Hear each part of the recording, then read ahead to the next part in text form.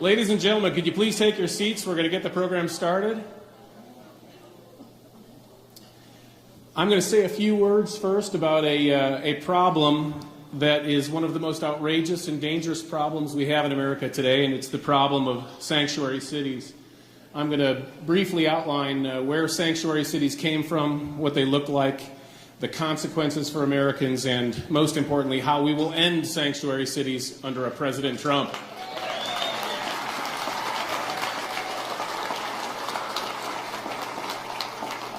Believe it or not, the first American sanctuary city started almost 40 years ago. It was Los Angeles in 1979, Special Order 40. Think of that. We've been living under sanctuary cities for nearly 4 decades. San Francisco was the next city to become a sanctuary city. It was in 1989. They called it the City of Refuge Ordinance. Boy, didn't that sound nice.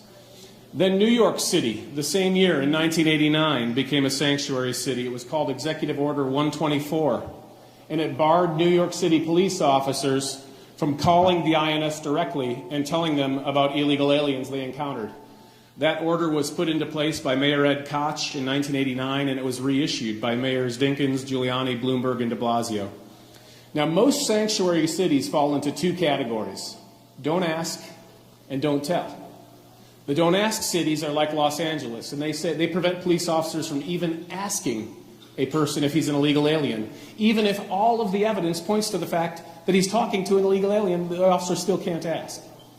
Don't tell sanctuary cities are like San Francisco, and they prohibit the police department from even picking up the phone and calling ICE and saying, hey, we've got an illegal alien criminal here, we'd like you to help us. By the way, I hope nobody in this audience is offended if I use the term illegal alien. You know, I use that term because that's the actual term found in federal law. In federal law, the term is illegal alien. But the politically correct left gets so upset if you use the accurate term. They, of course, want us to use the alternative, right? Undocumented immigrant. You know, as an attorney, I won't use that term because that term is legally incorrect. It doesn't even make sense. An immigrant under law is someone who has a green card. So there's no such thing as an undocumented person who holds a green card. Or put it this way, it's a contradiction in terms. Calling someone an undocumented immigrant is like calling a thief an undocumented owner.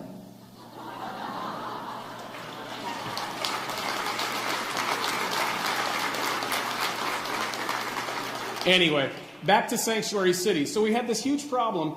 In 1996, you may recall, Republicans took over the Congress, and Republicans in Congress recognized that this was a growing problem. And so they passed a bill in 1996 that made sanctuary cities illegal. That's right, 20 years ago. In federal law, these sanctuary cities are illegal. You found it at Title 8, Section 1373 and 1644, 2 different places in the federal code. So problem solved, right? Congress made it illegal. Well, if only. You know, Congress naively thought back in 1996 that all they had to do was tell American cities, stop it, and they would stop it. They never dreamed that these cities would just break federal law and just keep on going. But that's exactly what happened. And then something else happened in 1998. The city of New York sued the federal government and said, we want to keep our sanctuary city. You can't stop us from doing that. And thankfully, the city of New York lost in court in 1998. That was in the Second Circuit, U.S. Court of Appeals. So did New York City get rid of their sanctuary policy as soon as they lost in court? No, they just kept on going. So these sanctuary cities have become a persistent problem, and they have no intention, these city leaders, of stopping their policies. And you don't have to be a lawyer to see what happens when a sanctuary city goes into place.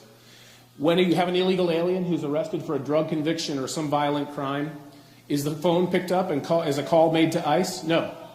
The illegal alien goes back onto the streets. And so many families up here on the stage have had loved ones killed when illegal aliens are released back onto the streets. Now, in non-sanctuary cities, there's at least a chance, a small chance, that that person will be deported. But in sanctuary cities, there's no chance at all. And some of the losses of loved ones that we're talking about today did happen in sanctuary cities. Now, and another problem that happens is gangs start operating in sanctuary cities. Think about it. If you're a gang member and you want your gang to be operating in a place where your illegal alien members won't be deported, you operate in sanctuary cities. Why do you think Los Angeles has seen such an extraordinary rise in the number of illegal alien gangs? Mara Salvatrucha 13, the 18th Street Gang. You probably heard this figure. 95% of all outstanding warrants for homicide in Los Angeles are for illegal aliens. But of course, what happens when the police officer doesn't have enough evidence, the prosecutor doesn't have enough evidence to make a conviction and send that illegal alien to prison? In a non-sanctuary city, they can at least call ICE and have the guy deported. But in a sanctuary city, he's released right back onto the streets. Now, I want to tell you a story of a family. You all know there's so many tragic stories here, but this one just illustrates the legal ridiculousness of sanctuary cities. It's the case of the Bologna family in San Francisco in 2008. How many of you remember the Bologna family? So, it's a family that I personally represented in court.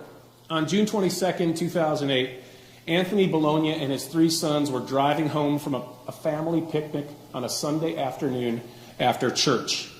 As they were sitting in their stopped car, another vehicle driven by an illegal alien from El Salvador, MS-13 member Edwin Ramos, drove up. He pulled a gun out and he just started murdering the Bolognas in their car, spraying the car with bullets. Anthony was killed along with 2 of his sons, Michael and Matthew, aged 20 and 16.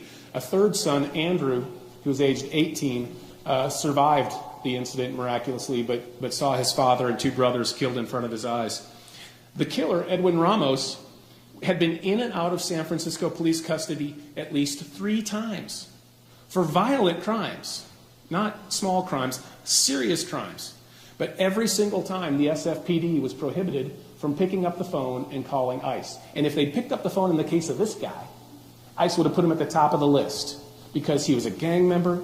He had multiple arrests for violent crimes. He would have been out of this country.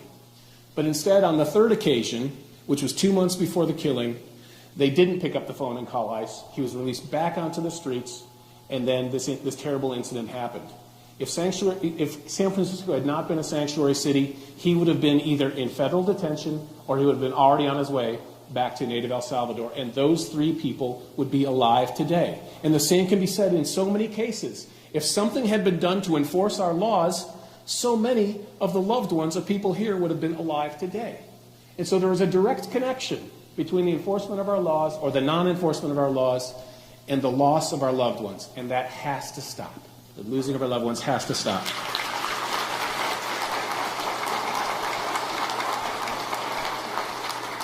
Now, let me tell you the rest of that story. I met with Danielle Bologna, the widow of Anthony, and agreed to represent her in court. We were trying to think of some way to stop the madness in San Francisco. And we thought, well, maybe we can make the city financially responsible. We'll sue the city, and because the city was knowingly violating federal law, that should help us in a tort lawsuit. Now, I won't get into the legal weeds of it all, but the bottom line is the city claimed sovereign immunity, and that shielded them. In addition, the city claimed that Congress's law against sanctuary cities was not designed to protect the Bologna family. That's not what Congress had in mind. To which I say, what did Congress have in mind? Congress wanted to take these illegal alien criminals off the streets, but a judge found that no, that's not really what Congress had in mind, whatever that would be. Congress wanted to protect us, wanted to protect the Bolognas, and yet the courts wouldn't let that intention be found in federal law. So I knew at that point America was out of options. We couldn't sue under this federal statute. The federal statute had no teeth, and the cities were violating sanctuary cities with impunity. And so what do we need to do? We need to stop the funds to sanctuary cities.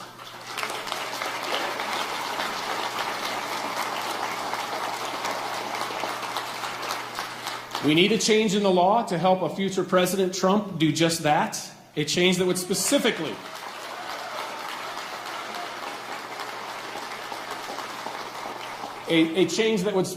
deny funds to sanctuary cities. And I'll tell you this, it shouldn't just be funds for law enforcement, it should be highway funds as well. We can't have safe roads until we have the illegal aliens off the roads who are causing so many deaths.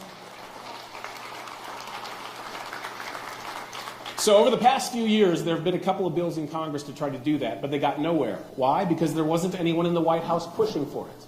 With President Trump in the White House, we will have someone pushing for it.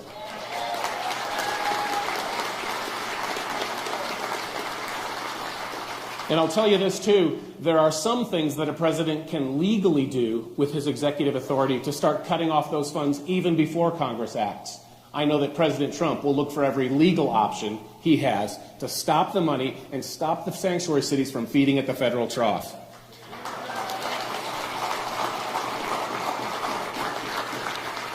I'm going to wrap it up here, but I want to leave you with a couple of numbers, which you need to know. It's not just about crime. It's also about terrorism. Did you know that all 19 hijackers on 9/11 entered the country legally? But did you know that 5 of the 19 became illegal aliens while they were here, mostly by overstaying their visas? 4 of those 5 were stopped by state and local police for traffic violations. And 3 of those 4 were pilots. Just think, if those police officers had been able to make an arrest and call the feds, they could have taken the pilots out of commission. Sanctuary cities would make it even more difficult for them to do so. So what Mr. Trump is doing is not only about crime, it's about national security. We have to stand behind him, we have to improve the situation, and we have to end sanctuary cities in America. And I now want to bring up Maria Escodoza. Thank you. Maria is going to introduce Mr. Trump. You all know Maria's story. In 2009, she started the Remembrance Project along with Tim Ling, her husband, and started the Remembrance Project quilt, memorializing the lives of the victims of illegal aliens. And as you also know, it is an organization with nationwide reach with state coordinators in 28 states. And so if Maria is here, Maria would like you to say a few words to introduce our future president.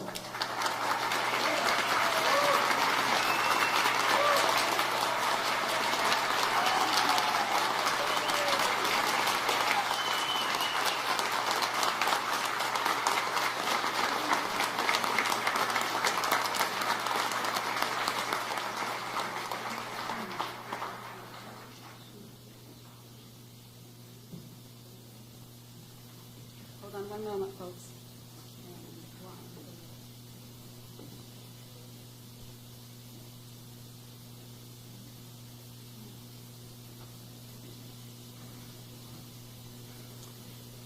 Can I touch that? Oh, good. Good afternoon, everyone. Thank you so much for attending our first ever Remembrance Luncheon, where we honor and remember Americans who've been killed by illegal aliens, individuals who should not have been in the country in the first place. On June 16th, 2015, most Americans probably don't remember that date, but here, our families do. We remember that date because that is the day that Donald Trump announced his run for President of the United States.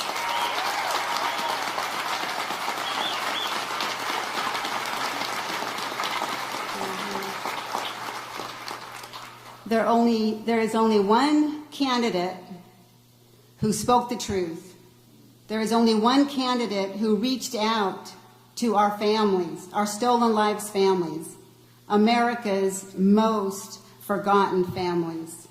There is only one candidate who embraced and took in his arms the mothers whose children were killed, innocent victims. And for over 15 months, Mr. Trump has traveled all across the United States and met with our families and listened to their stories. He is also the only candidate who will support the national program that our families have put forth. This amazing man is Mr. Donald Trump, and I would like for you all to please put your hands together and give a warm, warm welcome that we are so honored for Mr. Trump to be here with our families.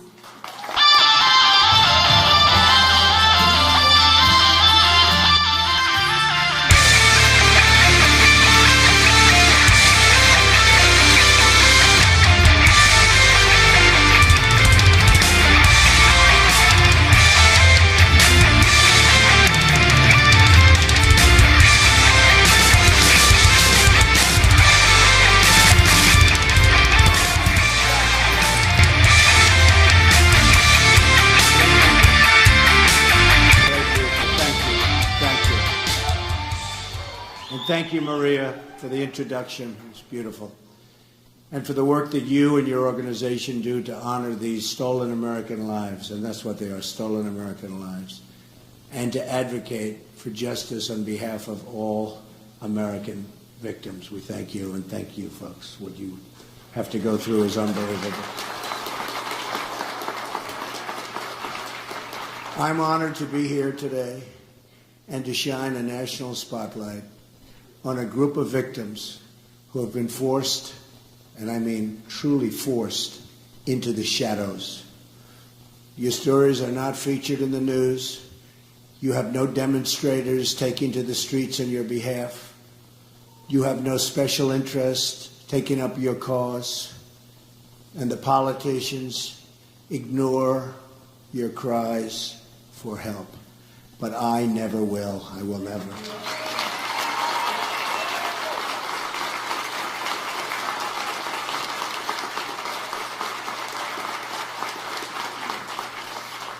And I've known many of you for a long time now. It seems like a long time, but I'm still here and you're still here, right? I'm still fighting.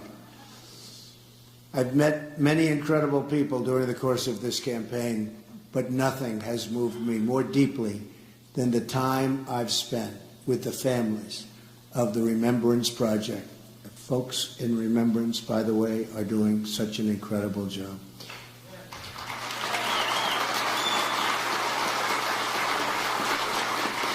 And the strength and the courage that you've shown in your very often lonely fight for justice. We'll get there. You are the heroes. You are. And your actions will help us to save the next 1,000 American citizens from losing their brothers and sisters and sons and daughters and parents. The most fundamental duty of government is to protect American lives.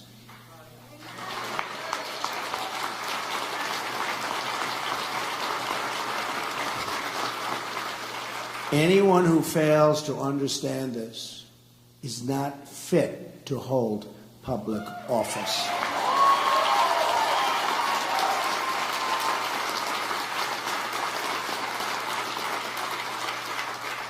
Every day our border remains open, innocent Americans are needlessly victimized and killed. Every day sanctuary cities are left in place. Innocent Americans are put in harm's way. Every day we fail to enforce our laws. In a day, and this is absolutely happening all the time, is a day when a loving parent is at risk of losing their child. And it's happening every single day.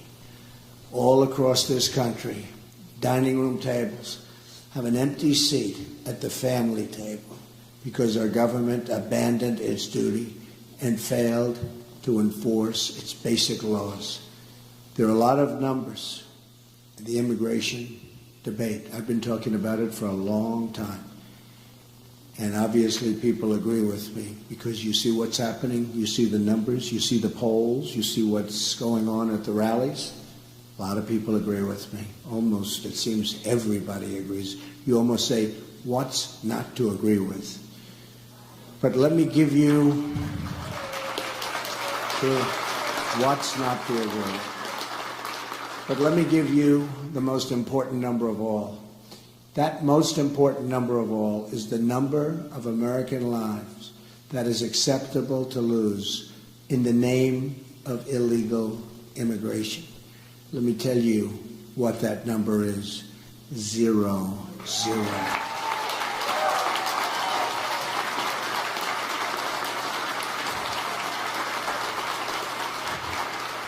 Our nation should not accept one lost American life because our country failed to enforce its laws. What do you tell the mother who just buried her daughter because someone was released at the border who should have been sent home or should have been imprisoned in another country? What do you tell the young boy who will grow up without a dad because a criminal was deported 5 times but was allowed to keep coming back and coming back and coming back into our country, doing tremendous harm? What do you tell the wife who's lost her husband because a sanctuary city released an illegal immigrant from behind bars. This has to end. It will end. If I become president, I promise you, it will end.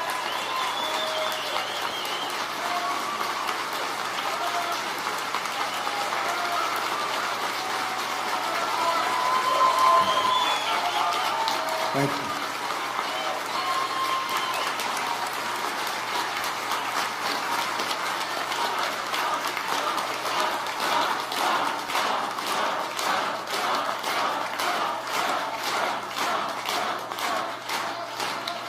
Thank you, everybody. Thank you.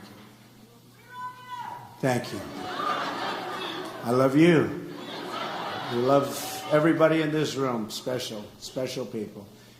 Not one more American life should be given up in the name of open borders. Just look at what happened in the last few days. Last week it was reported that authorities detained an illegal immigrant in the Austin area who was responsible for nearly a dozen sexual assaults and had been previously deported 5 times within a 3-year period. Earlier this week in Kansas, a sheriff's department master deputy was killed, apparently by an illegal immigrant. The driver was previously arrested for DUI in California in 2001 and for traffic violations in Kansas. Deputy Collins was killed only hours after his daughter's 4th birthday. A few days ago, 2 correctional officers in California were critically wounded after being shot by an illegal immigrant who overstayed his visa. This individual had been convicted of child rape and was slated to be deported, but his home country refused to take him back. He was simply too bad, too tough, too evil. They said, "We refuse to take him back." One of the victims has 6 children, is an Air Force veteran, and a high school football coach. The other victim is a mother and a grandmother. When Hillary Clinton was Secretary of State, the matter of this country, and think of this, matter of this country refusing to take back their deported citizen came before Hillary Clinton's desk, oftentimes, many times. But she failed to take forceful action and ignored the federal law requiring her to suspend visas to countries that don't take back their citizens. She didn't want to get involved. Politicians. According to a report from the Boston Globe, from the year 2008 through 2014, nearly 13,000 criminal aliens were released back into U.S. communities because their home countries would not take them back. They were too tough, they were too angry, they were too evil. They don't want them back. And we don't force them back. We want to be nice people, we want to be nice and politically correct, and they're all roaming the streets. Most of these 13,000 releases occurred on Hillary Clinton's watch. She had the power and the duty to stop it cold, and she didn't. Now my opponent will never meet with you. No interest. You know that because you've been trying for a long time. Years. They've been trying for years. She will never hear your stories. She will never share your pain. She will only meet with the donors and the special interests and the open border advocates. Her plan calls for total amnesty in the first 100 days, which means Obamacare, Social Security, and Medicare for illegal immigrants. Her plan calls for catch and release on the border, sanctuary cities, ignoring visa overstays, closing detention centers, and a virtual end to immigration enforcement in the United States of America. Hillary Clinton has even announced that she plans to go around Congress and implement amnesty by executive order, violating our Constitution and putting the entire nation in grave peril. Hillary Clinton is the person, and I mean the first person, to ever run for the presidency of a country effectively proposing to abolish the borders around the country that she's supposed to be representing. But the media doesn't want you to know that, so they'll never ask her any questions about her plan. Won't be talked about at the debate, which is going to be a very interesting period of time.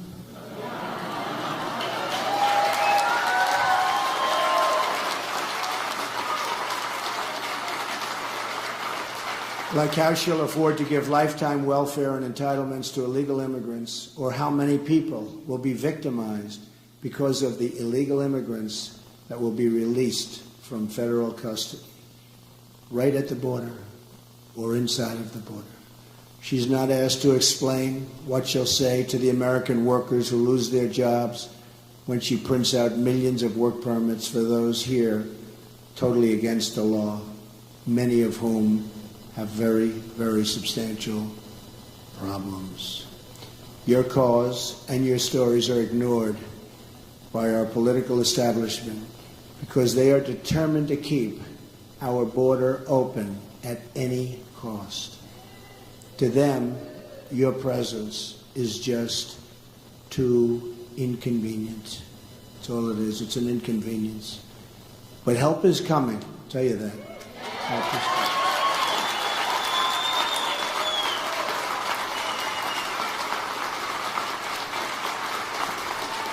On November 8th, we're going to win the White House.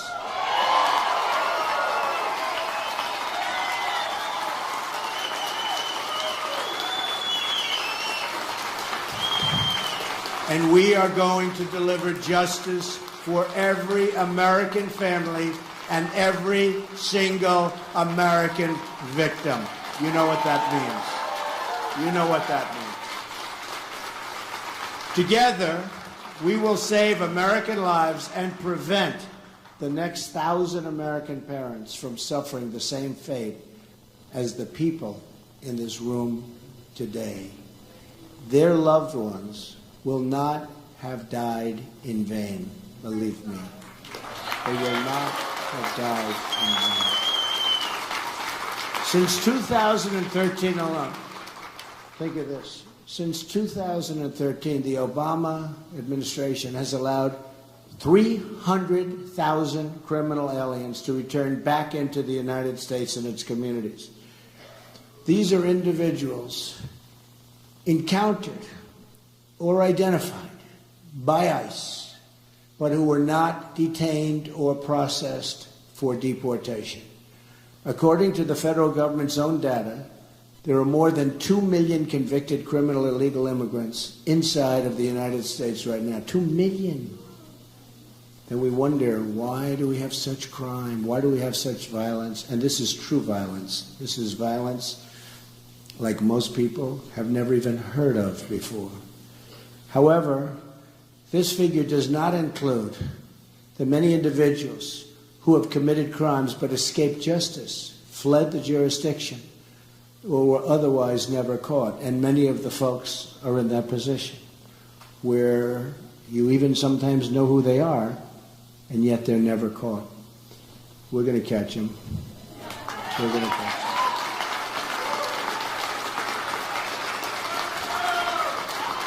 them. Many crimes committed by people here illegally remain open cases, and yet our government knows a lot about the people that did it.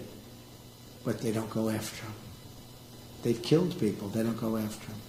At the same time, hundreds of individuals who have been given visas and refugee, and think of this, they've been given visas, their refugee admissions into the country subsequently were charged with terrorism, and nobody does anything about it. Nobody does anything about it. It's the most unbelievable thing that I've seen. That's why it's like become a personal passion for me when I see these people. And there's so many people. Remembrance Project, there are so many people. This is a small group. A lot of people, it's a small group compared to what we're talking about. The devastation is unbelievable. So we're admitting people here with no idea of who they are, and we don't know very much about them. We don't know what they believe. We don't know if they have love in their heart for our country or if they have hatred in their heart for our country. Whether it's drugs, terrorism, or violent crime, our government is utterly failing in its core mission to defend and protect the people of this country. The Border Patrol agents, these are incredible people. They endorsed me. First time they've ever endorsed a presidential candidate. Thank you. They've warned that Hillary Clinton's plan would put the entire country in grave danger. I fully understand that. They called it radical, deeply dangerous, and warned it would trigger an unprecedented national crisis. They know. They know better than any consultant. They know better than anybody, the Border Patrol agents. Let's just remember our goal, to prevent the next family from suffering the same terrible fate.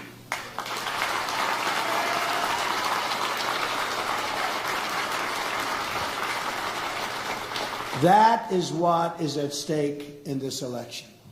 So I am now going to invite some of the bravest people I know, and I mean that 100%, to come up here and speak. Let's start maybe from this side. We've picked 5 families, and if you could say a few words. So how about we start over here? Come on. Perfect. Thank you. Thank you, everybody. Thank you so much. Thank you so much for being here. My name is Laura Wilkerson, and our son Joshua was killed in 2010. He was brutally beaten, tortured, strangled to death, and then his body was set on fire. We sent out letters to every presidential candidate on the Republican side, and the only one we got back was from Mr. Donald Trump. He's really given us a voice. Our goal is to help people when this happens to them in their life. The first goal is to stop it, but we know there'll be more before it's stopped. And we want to be able to help them with burial expenses and legal counsel if need be, and to tell them that we have rights. We should have more rights than the killer.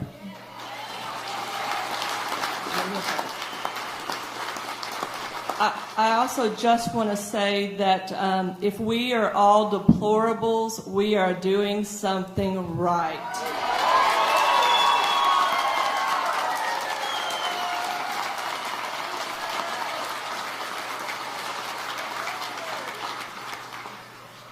My name is Brenda Sparks. My son's name was Eric Cepeda. He was raised by a legal immigrant only to be mowed down on the road by an illegal alien. That illegal alien did not 1 second in jail. He's out there on the road. And Mr. Trump is the only one that has listened to us. He's the only one that's spoken directly to me. And I thank him for that. So I will be voting for Trump because he wants to protect you.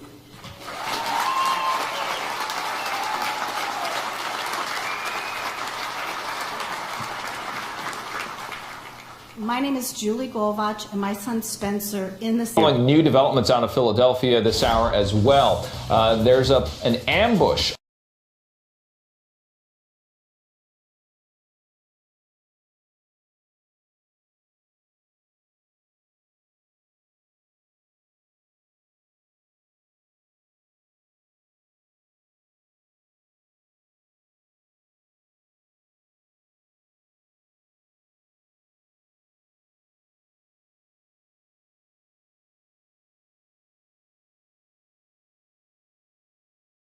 assault and attempted murder on his record, and he was still driving and presumably working and living fine in Houston, Texas.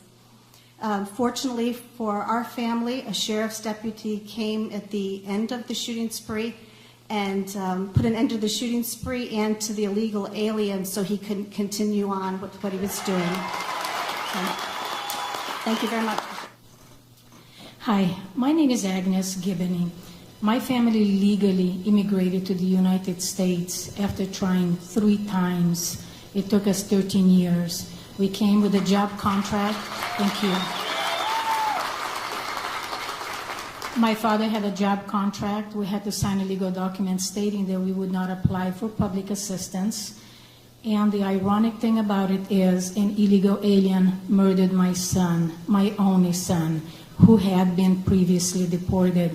My biggest fear is that anyone would have to go through the life sentence that I live with and other families live with because of what this guy did to our family.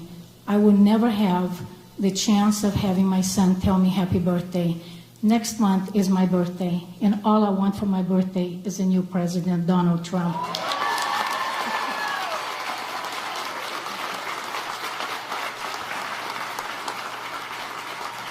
Hello, my name is Juan Pina, and my daughter Christy had just turned 14 years old when they found her murdered in Artichokeville in Castroville, California. She had been strangled, she had been stabbed, she had been raped, sodomized, and they threw a nude body in the field in February in the rainy season. During this time, this person, in '87, he had kidnapped 2 other 14-year-old girls. And he had been caught, and he was still out in the streets. When he killed my daughter, he left back to Mexico. He came back and tried to kidnap a little 12-year-old girl at 7 o'clock in the morning on her way to school. He got away again. Now, they finally got him after 25 years in Mexico. And man, it is hard to get somebody extradited from Mexico. They asked me what I thought about the relations with Mexico and the United States, and I told them it's great if you're dealing with tomatoes and bell peppers, but other than that, it's nothing. But I thank everybody for being here, and I got you here. And I come from a sanctuary city. Thank you. Thank you very much. These are a few of the stories. There are thousands of these stories, and we have to work very hard, and we have to be very smart. These are truly wounded families, and sadly, they'll never be the same. I spoke to some of the families we met for an hour backstage, and I said, does it get better with time?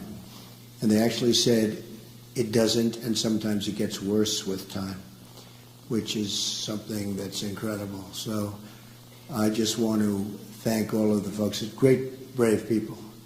And they're representing a lot of other people, a lot of thousands and thousands of people where similar things have happened. And I think I'd like to ask maybe Maria to come back up, and we're going to ask her to say a few words. Thank you, Maria.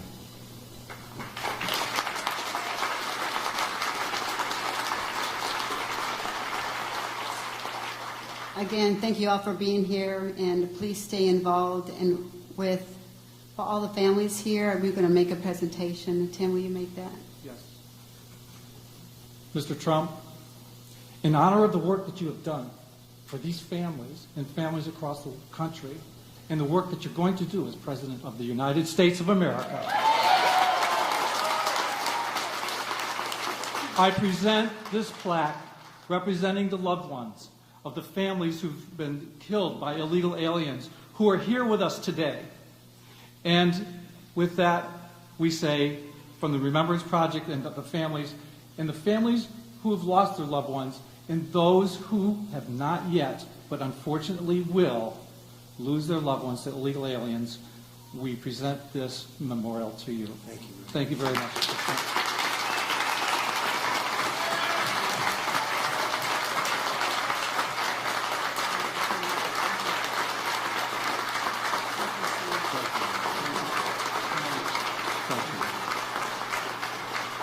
Well, thank you very much, folks, and I really appreciate it. And to these unbelievably strong and brave people, we will fight and we will win. And again, I say, your loved ones will not have died in vain, believe me. Okay? Thank you, everybody. Thank you very much.